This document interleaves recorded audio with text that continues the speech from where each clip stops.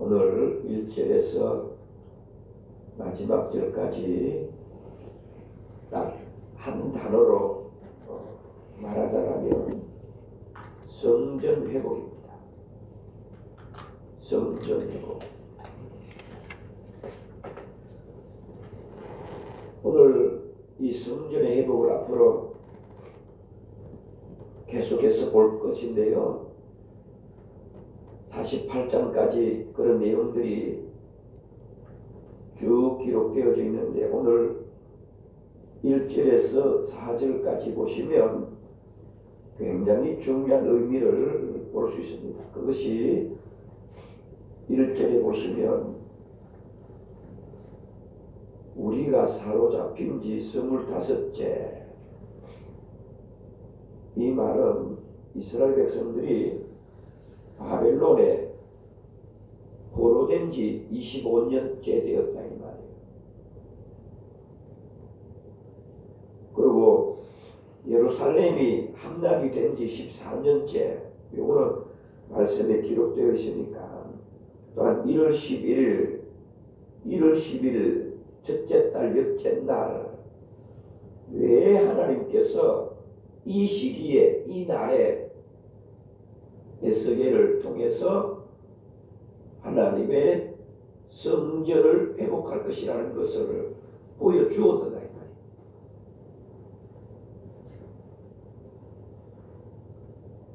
말이에요. 1월 10일이 무슨 날인가 알면 쉽게 이해되어집니다. 1월 10일은 이스라엘의 6월절입니다. 6월절 모르는 사람은 없겠죠. 1월 10일이 6월절이에요.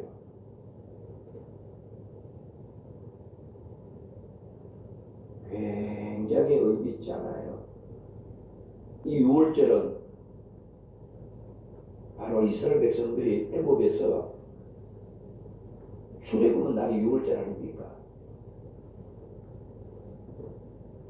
어떤 의미를 갖고 있는지 아시겠죠? 애굽에서 노예 생활을 하던 그들을 출애굽시킨 날이 1월 10일, 6월절이에요.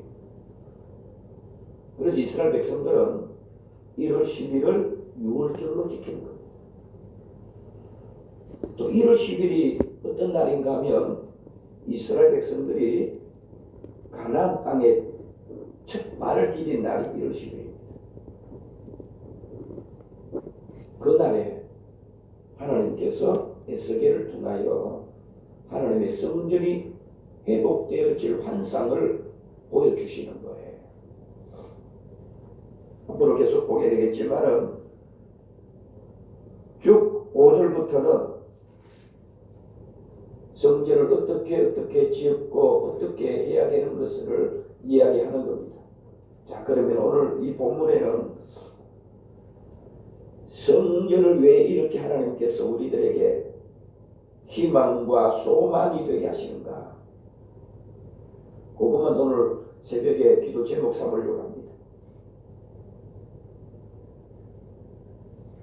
하나님의 성전은요, 반드시 세상 것들과 구별되어져야 합니다. 저는 그것을 5절에서 한번 딱 찾아봤어요. 5절에 보시면, 물론 여러분 역대상에 보면 잘 나와 있지만은 오늘은 짧게 5절 속에 보면 내가 본 적 집 바깥 사방으로 무엇이 있더라? 담이 있더라. 그러니까 하나님의 성전을 지을 때는 굉장히 의미를 갖고 있거든요. 담이라는 단어입니다. 하나님의 성전을 짓는데 담이 있었어요. 그것은 바로 세상의 것들이 함부로 들어오지 못하게 하는 거예요. 세상의 것들이 들어오지 못하도록. 어떤 의미인지 여러분 잘 아실 것입니다. 지금 우리 시대는 어떻습니까? 세상의 것들이 더 많이 와 있잖아요. 교회 안에 세상의 것들이 차고 넘치잖아요. 하나님의 성전은 세상의 것들이 들어오면 안 돼요. 구체적으로 어떤 것인가는 여러분이 잘 아실 것입니다. 교회 안에 정치도 들어오면 안 돼요. 그리고 교회에서 정치 이야기하면 안 되는 거예요. 목사님은 정치하면 안 됩니다. 우리들은 괜찮고요. 목사가 별개고 여러분들 별개니까 교회 안에는 안 된단 말이에요. 제가 586 세대거든요. 586이라고 하는 것은 운동권의 중심에 있었던 세대 아닙니까? 저도 거기에 있었던 사람이기도 하고요. 제가 그때 대학생 때인데 대학교에 시위할 때, 데모할 때에 제가 강연까지 했던 사람이었습니다. 쫓기기도 하고요. 기동대회들에게 쫓겨 다니기도 했던 저였단 말이에요. 그런데요, 실제로 있었던 거예요. 제가 섬겼던 교회가 있거든요. 전주 가면 완산교회라고 있어요.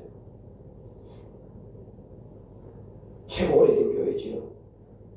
예수병원 모교회이기도 합니다. 전주 예수병원. 제가 도망갈 데가 없어서 교회 안에 들어갔단 말이에요.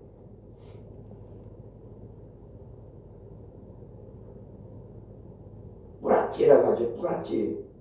뿌락지라고 하는 거 아시죠? 학생들 안에 뿌락지가 있고요. 쫓아다니는 형사들이 있었어요. 잡으려고. 그때 교회 안에 들어왔어요. 그분들. 발칵 뒤집어졌습니다. 왜? 들어오면 안 돼요. 교회 안에는. 그게 신문에도 나기도 했는데 하나의 예를 든 거예요. 제가 경험했던 거기 때문에. 그래서 우리나라도 그렇잖아요. 사상범이나 또 정치범들이 숨는 곳이 주로 성당이나 뭐 이런 곳에 숨어 있잖아요. 절간에 숨어 있고. 그런데 함부로 경찰들이 투입이 못 되잖아요. 그런 의미를 우리는 다는 아니지만 약간은 갖고 있다. 담이라고 하는 그 의미 속에 세상의 그 어떤 것들이 세상의 법도 교회 안에 들어오면 안 되는 거예요. 우리 교단은 그래요. 우리 교단에는 세상의 법으로 고소 고발하면 목회자는 제명당합니다. 그게 오늘 이 본문에 담이라고 하는 이 단어 속에 있는 거예요. 교회에서도 그래요. 어떤 누가 잘못이 있을 때에 성경의 법으로 다스려야지 세상의 법으로 하는 것은 옳지 않다. 이 담이라고 하는 여러 가지 의미를 갖고 있는데 굉장히 중요하다고 봐야죠. 목회자도 그래요. 여러분들도 성전이잖아요. 담이 있어야 돼요. 담이 없으면 똑같은 거예요. 다를 바가 뭐 있냐 이 말이에요. 교회와 세상 건물과 무엇이 다르겠냐. 제가 더 깊이 말씀을 드리고 싶지만 이미 잘 아실 것이라 생각합니다. 교회가 담이 무너지면 끝나는 거예요. 저는 중요시입니다.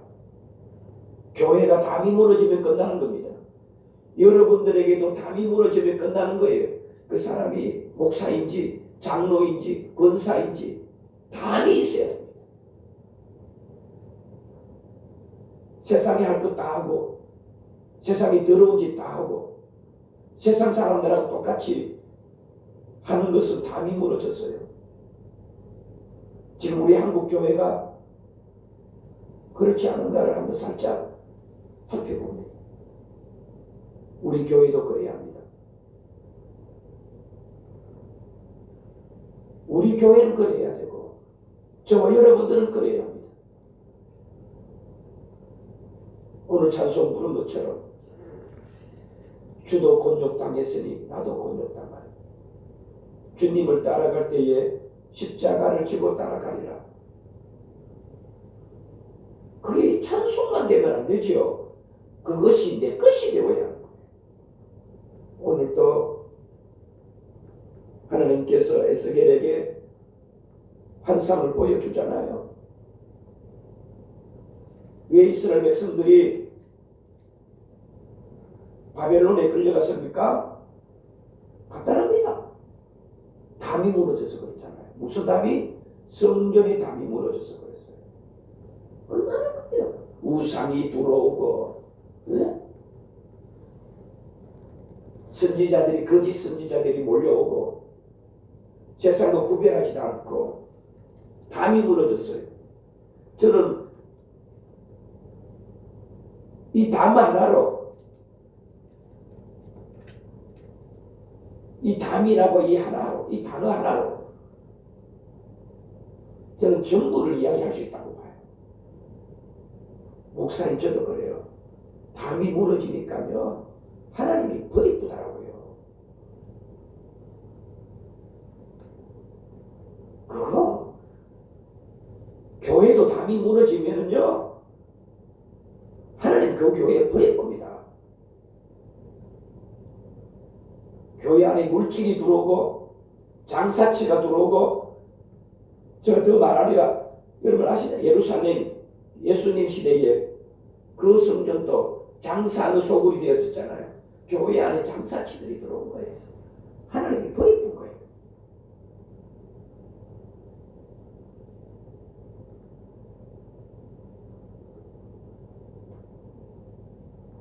쭉 보면서요 16절을 하나 더 볼게요. 16절에 보면 또 단어 하나를 보겠습니다.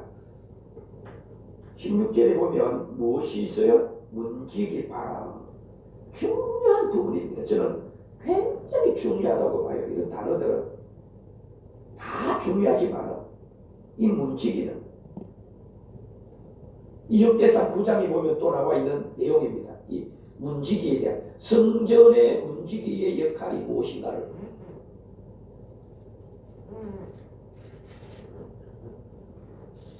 담이 있다라면 담을 뛰어넘는 사람이 있을 거 아닙니까? 그죠? 그물 사람 있잖아요. 그럼 그걸 지켜야 돼요? 안 지켜야 돼요? 문지기, 문지기.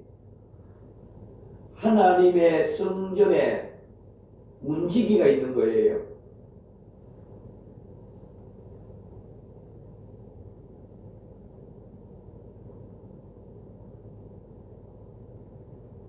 이 문지기가 얼마나 중요한 역할을 하는가. 출입하는 사람이 함부로 못 들어오게 하고, 그렇죠? 세상의 것들이 함부로 못 들어오게 하는 문지기.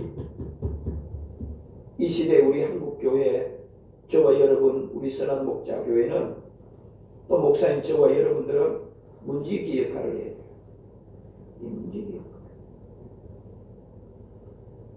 어제 들은 이야기지만 제가 아는 또 목사님 교회에 신천지가 들어왔어요. 한 20명을 데리고 나가버립니다. 20명. 여러분 우리 교회 신천지 오는 거 아시죠? 모르겠어요? 우리 교회 일주일에 한두 번 와요.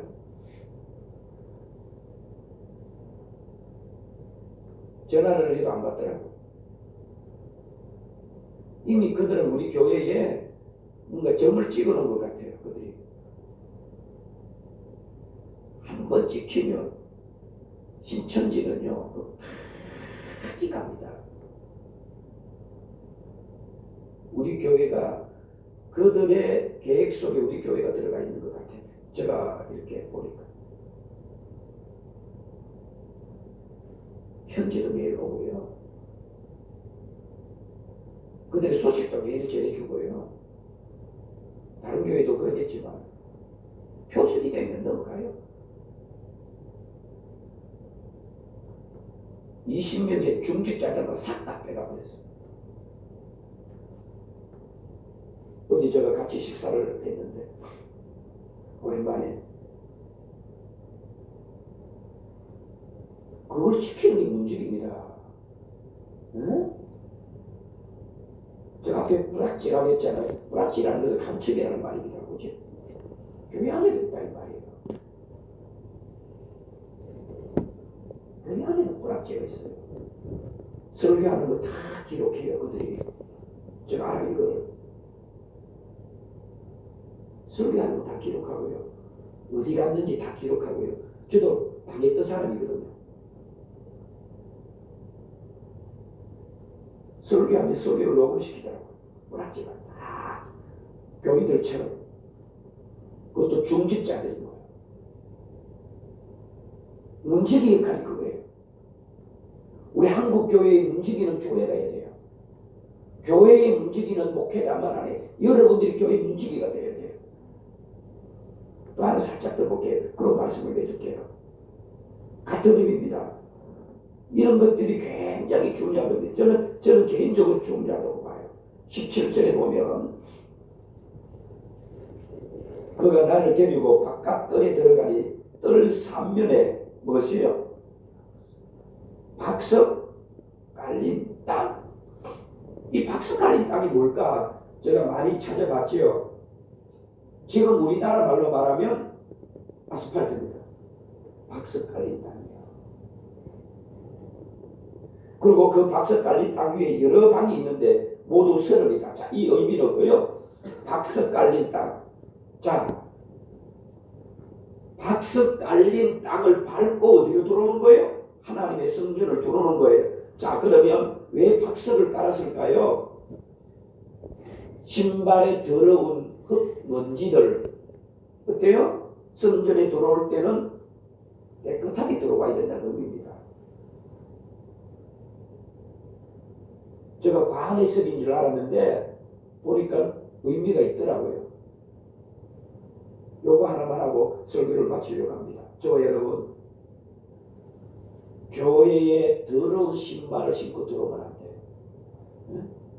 그런데 이걸 너무 강하게 해석해 보면 예전에 여기 계셨던 목사님처럼 바닥에 뭘 깔아요? 카페트를 깔잖아요. 그런 의미가 아니라 이 말이에요. 우리 한국 교회는 여기 너무 거기에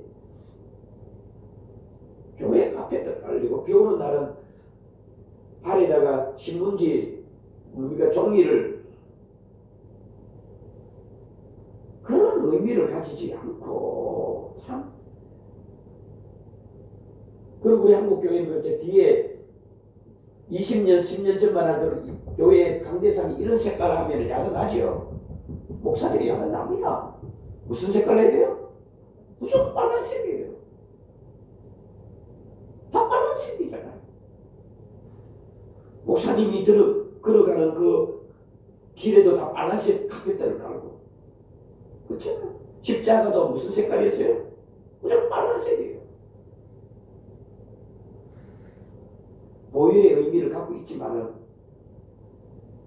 너무 거기에 치우치면 뭐예요? 자유함이 없지 않습니까? 저는 그런 부분을 좀 싫어하는 목사이기도 한데 저만 그러겠습니까만은 이 박석 깔린 땅이라고 하는 것은 세상의 것들이 걸어오는 길에 있단 말입니다. 걸어오는 길에 더러운 것, 추한 것, 냄새 나는 것 털어버려야 해요. 말씀을 맺습니다. 저 여러분, 오늘 단어 가지고 제가 설명했지만은 딱 초점은 성전의 중요성입니다. 그리고요, 회복은 어디에서 출발되어지는가? 성전입니다. 성전에서 출발되어지고 성전이 죽으면 우리도 끝난다. 저는 그렇게 믿는 목사예요. 성전이 회복되어지면 하나님과의 관계는 회복되어진다. 반대로 성전이 무너지면 우리는 끝장난다.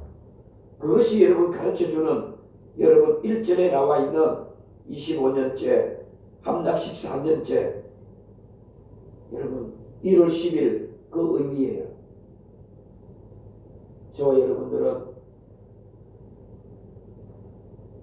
교회 안에 담이 되어주고, 그렇죠?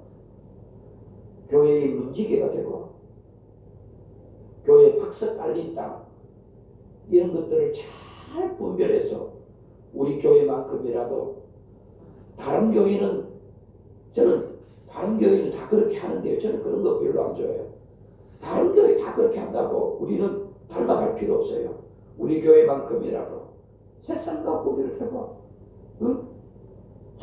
정말 우리 선한 목자 교회는 문지기가 되어지고 박수 깔린 땅으로 깨끗하게 세상에 더러운 것 있으면 털어버리고 하나님의 성전에 와서 하나님과 만나고 예배 드리고 기도하고 교회가 방주가 되어지는 그런 소망 있는 마지막 때에 우리 교회가 그런 교회의 사명을 감당할 수 있기를 주의 이름으로 축복합니다. 아멘. 하나님 아버지, 교회 안에 너무 많은 게 들어와 있습니다. 교회 안에 세상의 법도 들어와 있고 교회 안에 세상의 정치도 들어와 있습니다. 그 교회는 하나님이 버리시는 교회입니다. 하나님이 기뻐하지 않는 교회고 하나님이 영광 가리는 겁니다. 오늘 이 새벽에 에스겔을 통하여 바벨론에서 노예 생활을 하는 이스라엘 백성들에게 다시 한번 성전의 회복을 환상으로 보여주신 것처럼 하나님께서 지금 이 대한민국이 성전이 무너지고 담이 무너지고 문지기가 없고 박석 깔린 땅이 없는 이런 시대에 오늘 이 시간 새벽을 찾은 저희들만큼이라도 하나님의 성전의 삶을 살아가게 하옵소서. 교회는 예배가 있고 기도가 있고 말씀이 있고 마지막 때에 피난처가 되고 마지막 때에 생명을 살리는 방주가 되게 하옵소서. 예수님의 이름으로 축복하며 기도합니다.